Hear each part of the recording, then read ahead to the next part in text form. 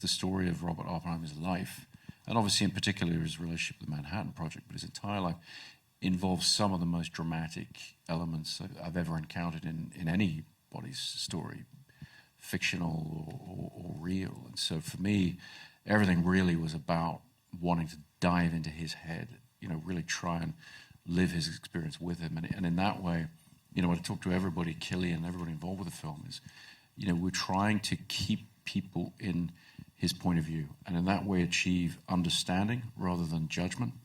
It's a tricky word to use with a movie to say entertainment, but the thing about cinema, the thing about a dramatic film as opposed to a documentary, is it's about engagement, and it's about trying to give the audience an experience.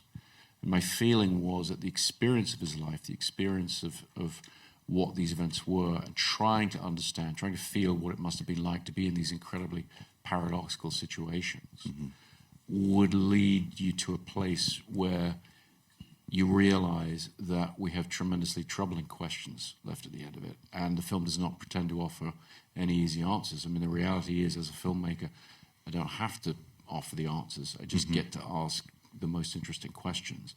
Eisenstein referred to it in editing many years ago as shot A plus shot B gives you thought C. So, you know, it could be more, the thought could be more than the sum of its parts, the whole. And so I went to Andrew Jackson, my visual effects supervisor of several films, showed him the script very early on and said, okay, we want to do these things without computer graphics. We want to have a thread of imagery, sort of starting with these very first sort of visions, this sense of, you know, what these guys were doing is they were looking into dull matter and seeing energy that could ultimately be released in the destructive power of the atomic bomb. And we wanted a kind of set of experimental visuals that could create this thread of what I kept referring to as sort of scintillating or vibrating energy, that could mirror his own nervous state as well. As a filmmaker, you can't be overly conscious about why you choose to do things. You have to run on instinct to a degree.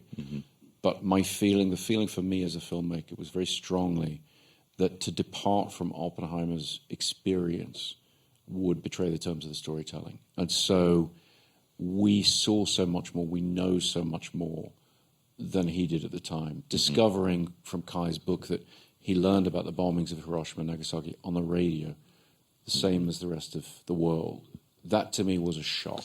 Our relationship with the fear of nuclear weapons ebbs and flows with the geopolitical situation, and it shouldn't, because the threat is constant. And very often, when you look back at history, some of the closest moments to nuclear disaster have actually been in times of relative calm geopolitically. So even though the situation in Ukraine kind of puts it more in the forefront of people's minds, the truth is nuclear weapons are an extraordinarily dangerous thing to have lying around the house. People in my business talking about it, they just don't want to take responsibility for whatever that algorithm does. And applied to AI, that's a terrifying possibility, terrifying. Not least because as AI systems go into the defense infrastructure, ultimately they'll be in charge of nuclear weapons. And if we allow people to say that that's a separate entity from the person who's wielding, programming, putting that AI into use, then we're doomed. It has to be about accountability. We have to hold people accountable for what they do with the tools that they have.